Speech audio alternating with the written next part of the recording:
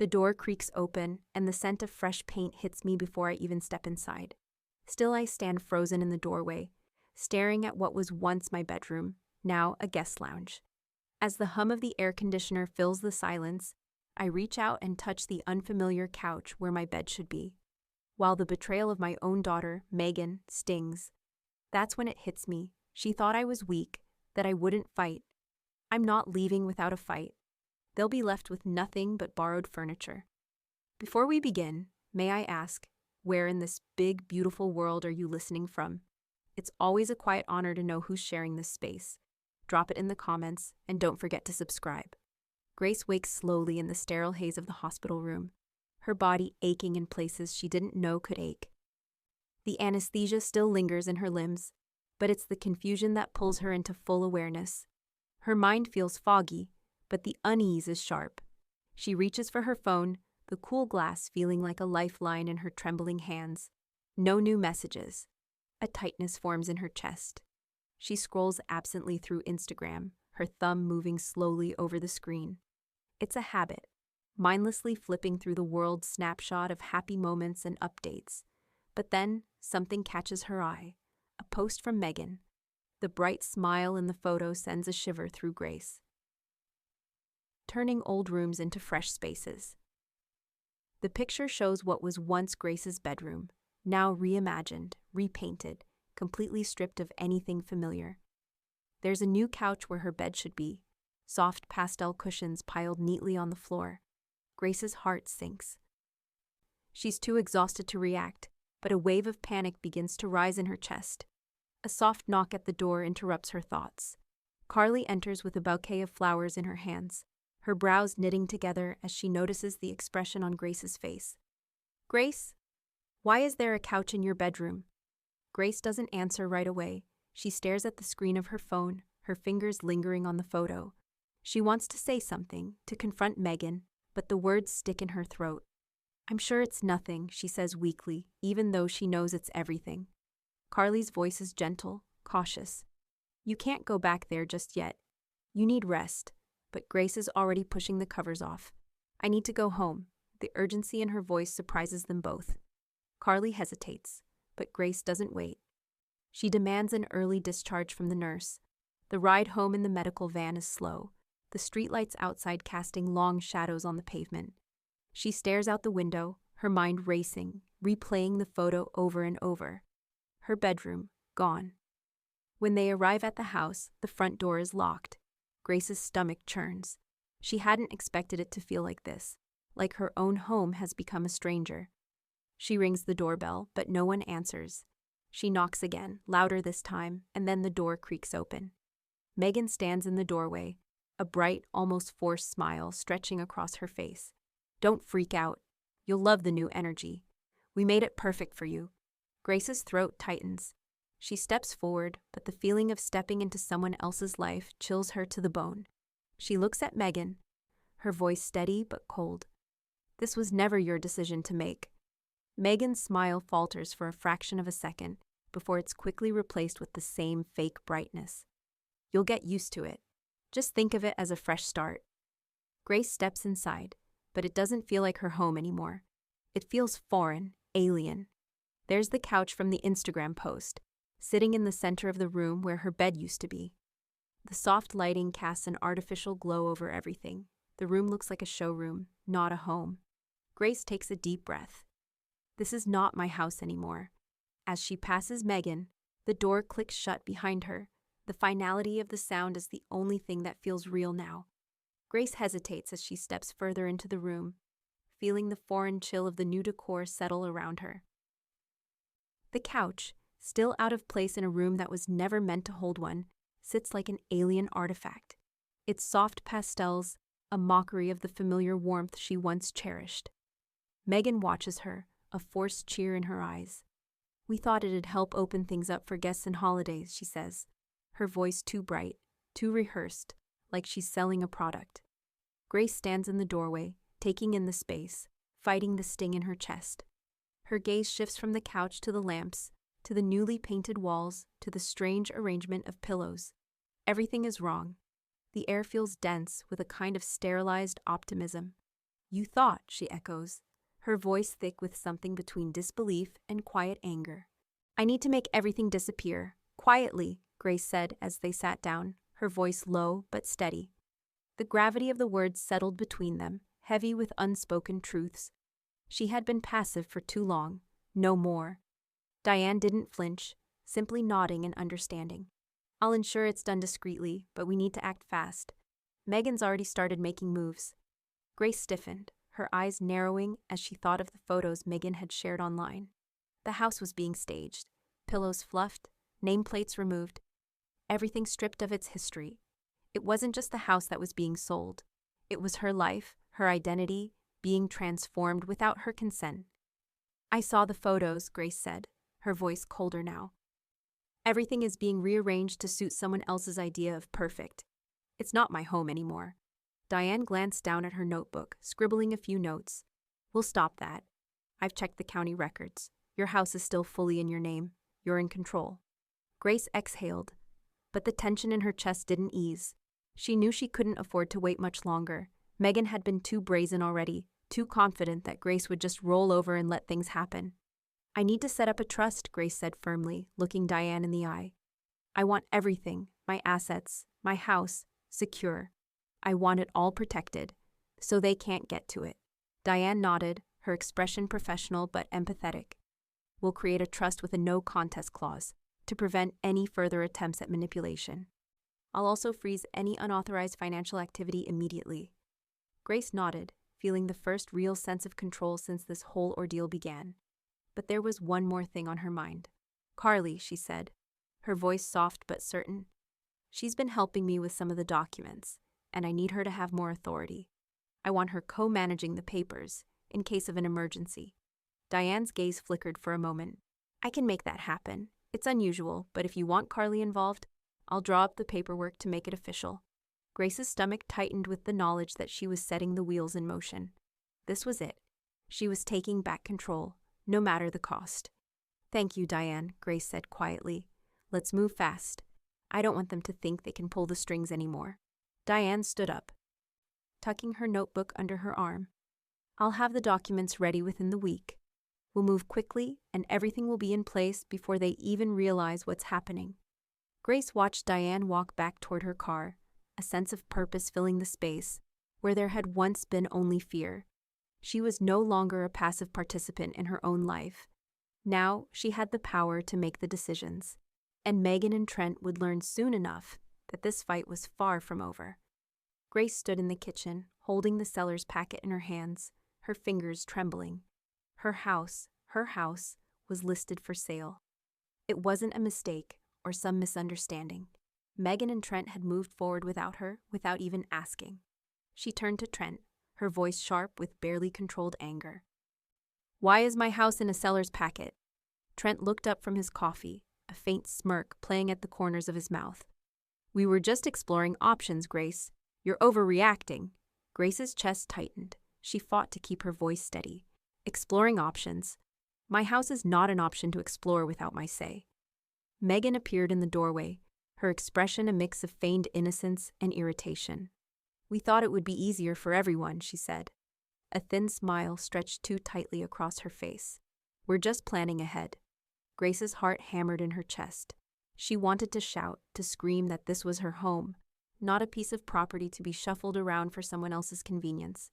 But instead, she clutched the packet tighter, the edges digging into her palms. Don't you dare try to manipulate me with this, Grace bit out.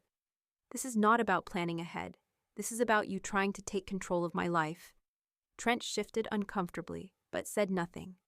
Megan crossed her arms, her face hardening. You're making a bigger deal out of this than it is. Grace's breath caught. The lies, the manipulation, it had all been so subtle, so gradual. And now it was right in front of her. They were acting like she didn't matter, like her voice didn't count. In a quiet, deliberate motion, Grace pulled out her phone. She didn't need to argue anymore. She sent a text to Diane, the message clear. Accelerate the transfer. Her fingers hovered over the screen for a moment longer, then she locked it and set the phone down. The decision had been made. You've gone too far this time, Grace said. Her voice quiet but filled with conviction. This This life, it's mine, not yours. Megan's eyes flickered with something sharp. We're just trying to make things easier for you, Mom. You're not going to be around forever. The words hit Grace like a punch. The insinuation that she was old, frail, easily discarded, made her stomach churn. But Grace wasn't about to let them win. Not now. Not ever. Carly entered the room just then, pausing when she saw the tension between them. She knew something was wrong. Her eyes darted to the packet on the counter, then to Grace. "Everything okay?" Carly asked cautiously. Grace looked up at her, her expression hardening. "No, but it will be." She glanced back at Megan and Trent, who were standing in silence now. "I've already made arrangements. Diane is finalizing everything. Megan and Trent are removed from the inheritance documents. They have no claim on anything anymore." Carly's gaze softened with understanding, and she stepped closer. "Good. Let's make sure they know it." Grace nodded, the weight of her words sinking in. "They won't control me, not anymore." As the silence hung between them, Grace felt a strange sense of calm. The battle had begun, and this time, she was in control. Grace's hands trembled slightly as she dialed the number for her credit card company, the weight of the decision pressing on her chest. She was done waiting. Done letting Megan and Trent think they could control her life. "I need to freeze my credit," Grace said to the representative on the other end. "There's been an attempt at fraud." Her voice was calm, but her stomach churned with each word. The agent quickly confirmed. And within minutes, Grace had taken the first step to protect herself. The credit was frozen, no unauthorized transactions allowed.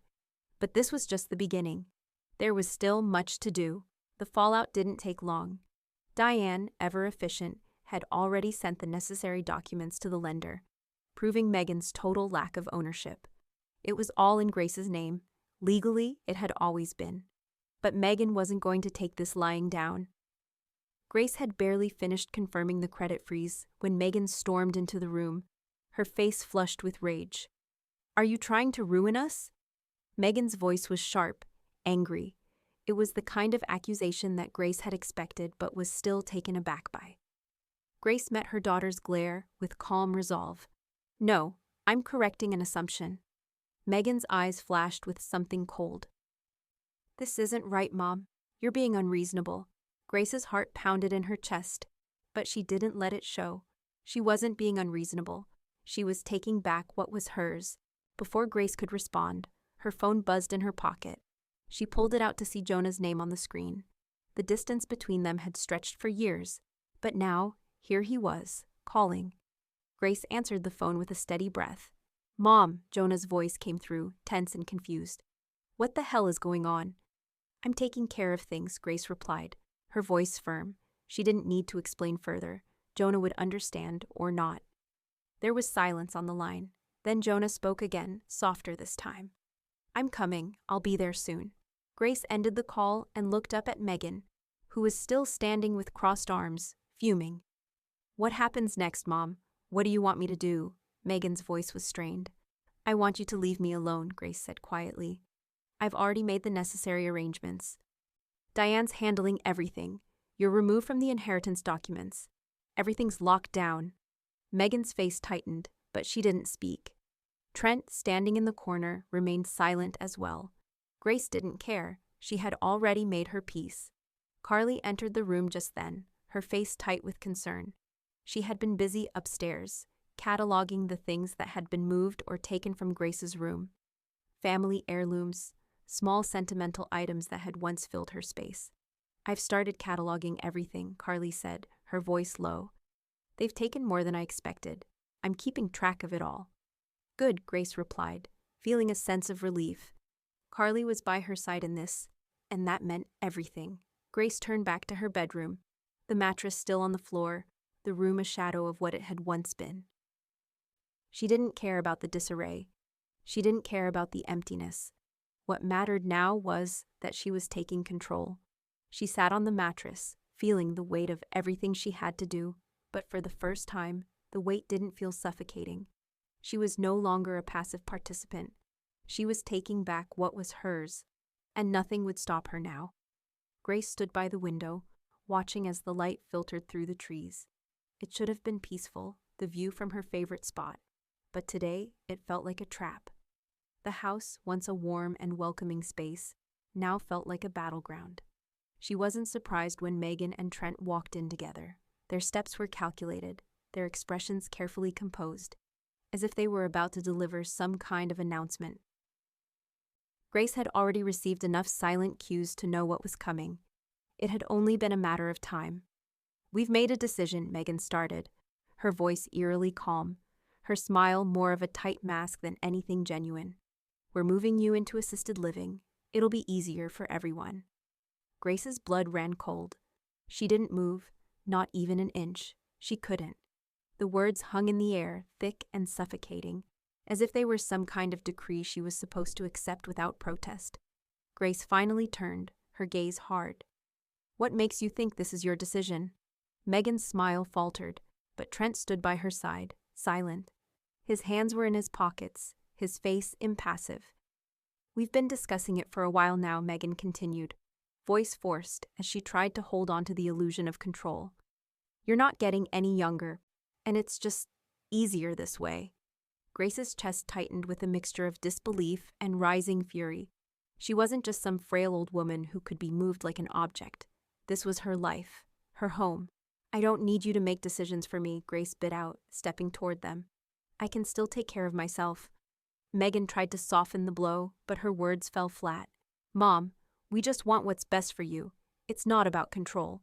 "No," Grace said firmly, her voice low but strong. "It's about control. You think you can make these decisions behind my back, and I won't notice. But you're wrong." Megan opened her mouth to speak, but Grace cut her off. "No more lies, no more manipulation." Trent shifted uncomfortably, but said nothing. Megan's eyes flashed with a mix of frustration and guilt, but she didn't back down. "Look," Megan said, her voice sharp. "You need to trust us. We're just trying to help." Before Grace could respond, her phone buzzed. She didn't need to check the name. She knew it was Diane. The message was simple. Cease and desist filed. Moving company notified. Everything on hold. A small sense of victory washed over Grace, but she kept it to herself. Diane had been ahead of the game. The cease and desist was officially in place, and Megan and Trent's plan was about to come crumbling down. "I've taken care of it," Grace said quietly, glancing toward the hallway where Carly stood, her eyes sharp with anticipation. Carly had been there for every step of this fight. Her quiet support and anchor when Grace felt like everything was slipping. The doorbell rang before anyone could respond. Jonah. Grace hadn't expected him so soon. But there he was, standing in the doorway. His face fell as he took in the scene before him, the house transformed. No longer a home, but a guest lounge, as if Grace had become a visitor in her own life. He stepped into the room slowly, looking from Grace to Megan and Trent. "This is her house," Jonah said softly, his voice almost a whisper. He looked at Megan, his expression distant. "What have you done?" Megan's face darkened, and she shook her head. "You don't get it, Jonah. You have no idea what we've been managing here." Her voice was defensive, but Jonah didn't flinch. Grace saw the hurt flash in Jonah's eyes, but he didn't react right away. Instead, he looked around the room, his gaze softening as he noticed the absence of so many things. It wasn't just the furniture that had been rearranged, it was the soul of the place. The personal items, the heirlooms, the little things that made the house hers, gone. "Mom," Jonah said finally, his voice tight. "Where's everything? The books, the pictures. What happened to your things?" Grace nodded toward the open cabinets. "They took what they could, moved the rest out of sight." Jonah's expression shifted, a flicker of realization passing through him. He stepped closer, running a hand through his hair. "I had no idea." "I'm not surprised," Grace replied. "You've been gone for years, and when you were here, you were never really here, Jonah." His eyes softened, the guilt written across his face. "I'm sorry. I never saw what was happening." Grace walked toward him, her voice steady but heavy. "That's because you weren't looking, but I'm done letting them run things. This house, my life, it's mine. And I'll be damned if anyone takes it from me." Jonah met her gaze, and for the first time in a long while, Grace felt like she wasn't alone. Grace stood in the hallway, the new keys cold in her hand, each one a symbol of her decision to reclaim what was rightfully hers. The old locks had been replaced, the familiar turning of keys replaced with new, secure mechanisms. Only Carly, Jonah, and Diane would have access now. She was done letting anyone else think they had control over her life. It wasn't just the locks. It was about taking back the boundaries that had been stripped from her, the subtle invasions of her privacy and autonomy. The house that had been a home, a reflection of her life and choices, now felt like a battleground. But this was her territory. Sunday came, and with it, the moment she had been waiting for. Trent tried to enter the house again, no doubt thinking he could simply walk in like he always had. As the door opened, the piercing sound of the alarm cut through the air. Grace stood still, calm, as the security system blared. She knew exactly who was on the other side of the door. Trent fumbled with the keypad, cursing under his breath. He hadn't changed the codes, still assuming his access was unchallenged. A few minutes later, there was a knock at the door. Grace opened it to find a police officer standing on her doorstep, looking confused but professional. "Ma'am, we got a call about a security breach?" Grace didn't flinch, her voice firm. "There was no breach. They simply forgot the locks have been changed." The officer nodded, clearly not sure how to handle it, but following protocol. "All right, we'll have the situation sorted. Just make sure to update your emergency contacts next time." Grace closed the door behind him, her heart steady. This was her home, and no one, not even Trent, was going to take it from her. Later, Jonah called. His voice, though still distant, held a different tone than before. "Mom, what's going on? What did they do to the house?" Grace sighed, letting the exhaustion creep in for just a moment. "I'm taking care of things. Don't worry, I'm not alone in this." Jonah hesitated before responding. "I'm on my way. I'll be there soon." Grace hung up and turned toward her room, where the remnants of her life had been moved and removed. She stood in the doorway, looking at the empty walls, the furniture missing, her space slowly being stripped of its soul. But she wasn't going to let it stay this way. With Carly's help, Grace began to rebuild. The bookshelves were refilled with the books she had carefully curated, the photos returned to their places, the chair by the window set just the way it had been. It was a quiet restoration, a reclaiming of what was hers. As the final touch, Carly helped her upload the property intent letter to the public registry, ensuring that anyone who tried to take what was hers would have to face legal consequences. It was an official step, a permanent record of her intent. Tommy, ever the quiet neighbor, showed up to fix the broken gutter, as he always did when he saw a need. He didn't ask questions, just got to work. "You deserve peace, Grace," he said as he worked, his words steady and sincere. "It's time," Grace nodded, standing in the doorway as Tommy worked, her gaze focused but relaxed for the first time in days. It wasn't just the house coming back together, it was her sense of self, her peace. But as she stood there, feeling the quiet settle around her, a car pulled up. It wasn't Jonah's, it wasn't Megan's or Trent's. Someone else had arrived, and Grace had no idea who it was. The house was quiet again, the kind of stillness that Grace had longed for in the midst of the chaos. She'd reclaimed it, piece by piece, and now it felt like hers once more. The locks had been changed, the boundaries redefined. It was her space, her life, no longer a battleground but a sanctuary. Sitting at her desk, Grace reviewed the latest documents from Diane. The boundary enforcement letter had been filed, sealing the estate matters and cutting off any further attempts from Megan and Trent. Diane had made it clear no one could make decisions for Grace without her permission. She had not just protected her home, but her autonomy. Her fingers moved over the healthcare directive next. With one quiet decision, she had removed Megan's name from the list and replaced it with Carly's. It was a small thing, but it was significant.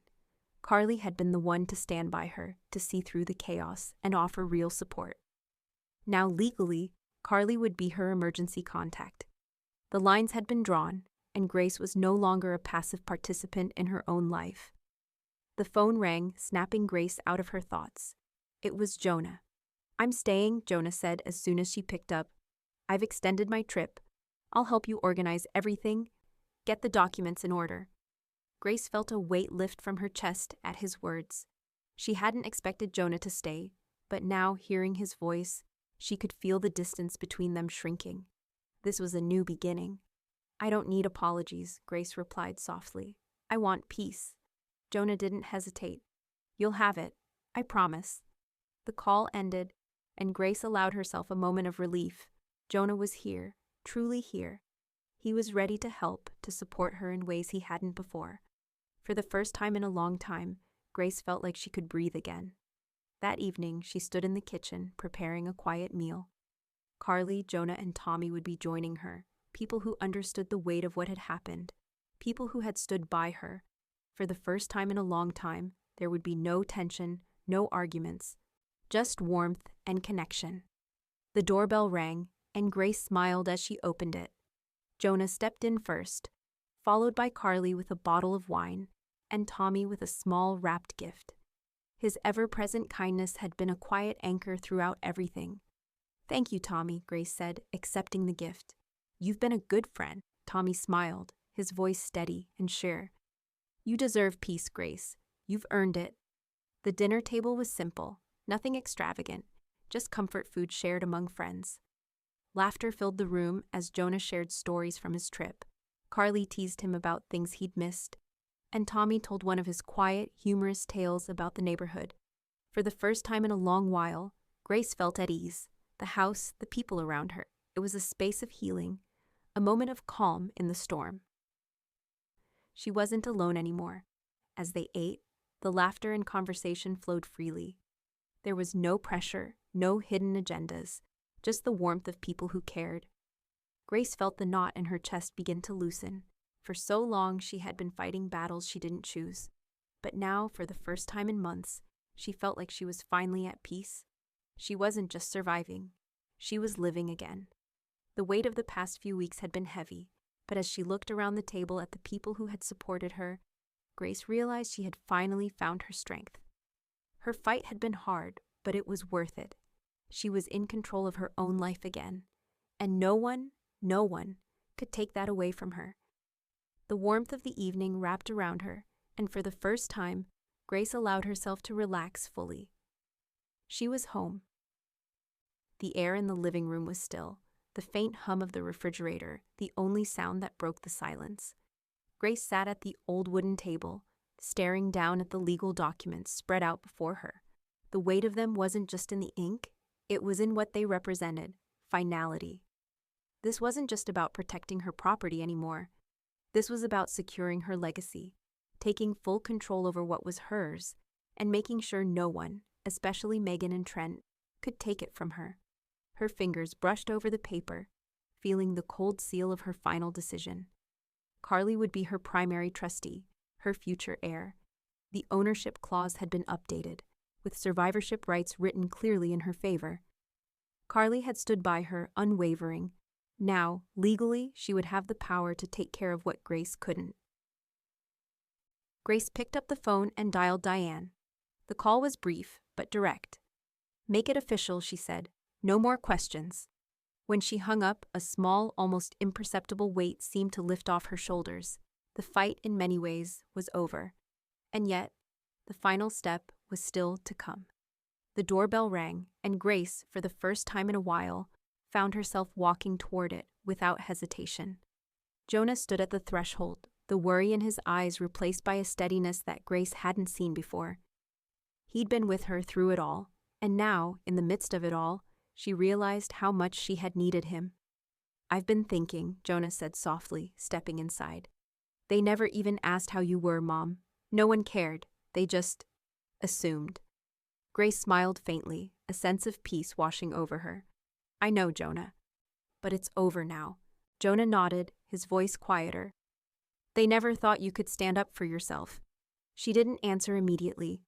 The silence that followed was a quiet acknowledgement of the years that had been lost between them, and how those years had shaped the way they both viewed the world, but it was in the past now. Later that afternoon, Grace finalized her will, adjusting the terms just as she had planned. She looked at the simple line she had added for Megan and Trent, $1 each, in acknowledgement of relation, not gratitude. The words felt cold as she wrote them, but they were right. Megan and Trent didn't deserve more than that, not after what they'd tried to do to her. The air shifted when Grace finally sent the document off. A a final confirmation of what had been decided. She didn't need their approval. She didn't need their permission. This was hers, and hers alone. Just as Grace leaned back in her chair, feeling the weight of everything finally settle, her phone buzzed. It was a notification from social media. Megan had posted a photo, one that made Grace's stomach twist. Some families let bitterness win. Grace stared at the caption, the sting of Megan's words more cutting than she cared to admit. But she didn't flinch. She wasn't bitter, she was empowered. And this fight had never been about winning or losing, but about reclaiming what was hers. Grace put the phone down, her face hardening into something resolute. There would be no more games, no more manipulation. The house, the life, the legacy, it was hers, and no one, not even Megan, could take that away. The house was finally quiet. Grace stood in the living room, the weight of her decisions settling around her like a blanket. The last few weeks had been a whirlwind of legal battles, emotional turmoil, and quiet triumphs. Now it was time for the final piece to fall into place. Grace walked over to her desk, where the letter waited. The envelope was plain, professional, but inside was something that had been a long time coming. An official eviction notice. She had been patient, waiting for the right moment to send it. Now the time had arrived. Megan and Trent's presence in her life and in her home was no longer welcome. She sealed the envelope with a slow, deliberate motion. This wasn't an act of malice. It was a declaration of boundaries. They had crossed them too many times. And now, with this letter, Grace was taking back the control she had once handed away. The doorbell rang, pulling Grace out of her thoughts. She opened the door to find Trent standing there, his face tight with frustration.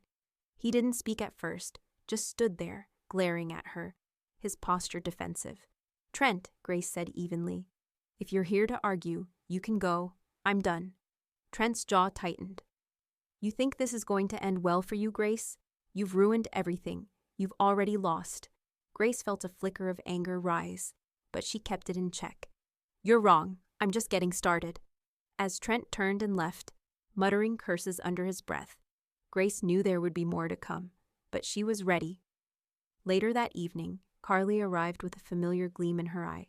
"Grace," she said, "you won't believe what Trent's been up to. He's threatening to shame you on social media. Post about the whole situation." Grace's stomach turned. She wasn't surprised. They had always used manipulation as a weapon, but she wasn't afraid anymore. "Don't worry about it," Grace said, standing up straight. "It's not worth the fight. Let him do whatever he wants." Carly shook her head, a determined look crossing her face. "No, I'm going to post your story. Anonymously." The next morning, the story went live. Carly's quiet strength had carried it through. She posted about Grace's battle for her home, how she had fought back against the manipulations and deceit of Megan and Trent. The story was raw, honest, and it spread like wildfire. The comments poured in, hundreds of people sharing their own stories of reclaiming their lives, their spaces. What Carly had posted anonymously went viral in no time. Later that week, Grace was surprised by the delivery of a small bouquet of flowers. 3 vases, each with a note. The cards read, "You inspired us, Grace. Thank you." They were from former patrons of the library, people she had helped over the years. She had never expected something like this. Simple, kind gestures that reminded her of the woman she used to be, the woman she was becoming again. A knock at the door brought her back to the present. Tommy was standing there, holding something large and heavy wrapped in cloth. His quiet smile was comforting. "I made you something," he said, stepping inside with the cedar wood bench. It was beautifully crafted, smooth and sturdy, with an engraving on the back that made Grace's breath catch. Still standing, Tommy set the bench down in the backyard, placing it under the old oak tree. The place where Grace had spent countless afternoons reading, reflecting, and dreaming. "You deserve a place to sit," he said simply. "A place to breathe." Grace sat on the bench, the weight of everything she had been through sinking in. Still standing, she had earned the right to be here, to exist in this space, this life, without fear or compromise. But just as she was about to sit down, Carly appeared at the gate, her face stern. Grace followed her gaze to see Megan standing there, eyes wide, with the mixture of defiance and desperation. "Megan," Carly said, stepping forward. "This isn't yours anymore." Megan opened her mouth, but Carly didn't wait for a response. She closed the gate softly but firmly, locking it behind her. Grace's heart pounded in her chest, the finality of the moment settling over her. Megan couldn't take this from her, not anymore. Later that day, Jonah arrived, his suitcase in hand. He stepped through the door and walked straight to Grace, pausing before her. "I was blind, Mom. I should have seen it sooner," he said quietly. Grace nodded, her heart swelling. She wasn't sure what the future held, but for the first time in a long time, she was no longer facing it alone. Jonah left with a single photo of Grace's library, one she had given him when he was young. He tucked it into his bag and said, "Thank you for everything, Mom. You were right all along." Grace watched him leave, her chest full. The future was uncertain, but she no longer feared it. Grace stood by the window, looking out over the backyard. The sunlight filtered through the trees, casting long shadows across the lawn. The house was quiet, finally, and it felt like hers again. Everything had been put in place, every decision made. This was the life she had fought for, the life she had reclaimed. The letter had arrived a few days ago, a cash offer for the house. It was a tempting sum, but Grace had already made up her mind. The house wasn't for sale, not to the highest bidder, not to anyone who thought they could buy her peace. The house would remain in the family trust, but it wouldn't be sold for profit. It would be kept for long-term community use. The idea settled into Grace's mind like the final piece of a puzzle. It was perfect. She had always wanted to give back, to do something meaningful, and this house could become a place for those in need. A literacy center for elder tenants, a place where stories could be shared, and lives could be rebuilt. Carly had already begun turning part of the upstairs into the center. The work was steady, the space slowly coming together. It was a quiet transformation, but every small change felt like a victory. Diane had ensured everything was locked down legally. The trust was secure, and Megan and Trent had no legal claim on the property. Diane had even added language to the documents that prevented them from ever re-entering the trust. It was done. Later that afternoon, Jonah called. Grace's heart tightened, but she was ready for this moment. He was back in town, and they had unfinished business to discuss. "Mom," he said softly, his voice quiet over the phone. "I've been thinking. I'm sorry. I should have been here sooner. I should have seen it." Grace let out a breath, feeling the weight of the past few months fall away. "It's okay, Jonah. We're here now. That's what matters." Jonah was silent for a moment. "You built more than a home, Mom. You built a standard, and I see that now." Grace smiled, her heart swelling. A standard. It was everything she had hoped for. Jonah was beginning to understand. That evening, Grace hosted a small open house for the neighborhood seniors. It wasn't about the house itself. It was about the people. Carly had helped set up a simple meal, and Tommy had brought over some of his homemade treats. They gathered around the table, chatting and laughing, exchanging stories. The house was filled with warmth, not just from the food, but from the connection between people. As Grace sat back and listened to the conversations, she realized this was the kind of community she had always wanted. This was the legacy she was creating, a place where people could come together, feel valued, and share what they had. The next day, Grace received a call from her attorney. Megan's petition to challenge the trust had been rejected. The judge had ruled in Grace's favor, and the case was closed. It was official. Megan and Trent had no claim on the house. Grace exhaled, the tension in her shoulders easing. She had won. But it wasn't about winning. It was about reclaiming what was hers and using it for something good. The future felt clear now. This house, her home, would stay in the family trust, used for something meaningful. And Grace could finally rest, knowing that her legacy was secure. And as she walked to the window, looking out over the backyard once more, she felt something she hadn't in a long time: peace. The days had stretched out quietly since the trust was settled. Grace had finally found the peace she'd been fighting for. Her home now a sanctuary, filled with light and the gentle hum of everyday life. But there was an undercurrent, a whisper of something more urgent. Grace had felt it for a while now, the persistent fatigue, the tightness in her chest. But she had kept pushing it away, focusing on the work ahead. That was until the call came. The doctor's voice was steady, but there was no mistaking the seriousness behind it. "Grace, we've had the test results back. Your heart's weakening. It's not urgent right now, but it's progressive." Her pulse quickened, but Grace forced herself to remain calm. She had faced battles before, but this felt different. She wasn't afraid of the disease, not exactly. It was the idea of her life slipping away, of not having enough time to finish what she'd started. But she wasn't going to waste any more time worrying. She hung up the phone and sat in silence for a long moment. The diagnosis wasn't the end. It was just another chapter. The first thing she did was add a letter to her end-of-life directive. It was brief, a single line written with the clarity that only comes from years of living on your own terms. No calls to Megan or Trent. Ever. They had taken enough. Grace wasn't going to let them disrupt her final days. Not now that she had reclaimed what was hers. Carly walked in, sensing the shift in the air. Grace didn't need to say anything. Carly simply came to her side, sitting down beside her with a soft, quiet determination. "Whatever happens next, I've got you," Carly said. Her voice was steady, but there was a quiet sadness in it. The weight of everything Grace had been through was present, even in the silence between them. But there was no fear now, just an unspoken understanding. Grace nodded, taking her hand. It wasn't just about the paperwork anymore. It wasn't just about the house or the trust. It was about her. And Carly was the one person who had never faltered, who had always been there. Later that day, Tommy came by. His usual smile present, but softer than usual. He was carrying a small toolkit, ready to fix something around the house, but this time, it was different. He walked up to the front door and pointed to the mailbox, which had always been a bit battered and worn. "I'm installing a new one," Tommy said. A quiet determination in his voice, a little more secure. "Private delivery only." Grace's heart swelled at the gesture. It wasn't just a mailbox. It was a symbol of the space she had fought to create, of the boundaries she had set. No one would be able to just walk in anymore.